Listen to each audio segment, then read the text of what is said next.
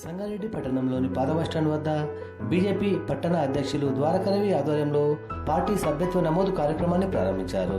కార్యక్రమంలో ముఖ్య అతిథిగా జిల్లా ఇన్ఛార్జ్ బస్వాపురం లక్ష్మీనరసయ్య, జిల్లా అధ్యక్షురాలు గోదావరి అంజిరెడ్డి మరియు బీజేపీ నాయకులు రాజేశ్వరరావు దేశపాండే, రాజశేఖర్ రెడ్డి, మాణిక్రావు, డాక్టర్ రాజుగౌడ్, పోచారం రాములు, నరసింహారెడ్డి, మందుల నాగరాజు, కసినవాసు, విజయ్, నరేంద్ర దేశపాండే, ప్రవీణ్ యాదవ్, మీనాగౌడ్ తదితరులు పాల్గొన్నారు.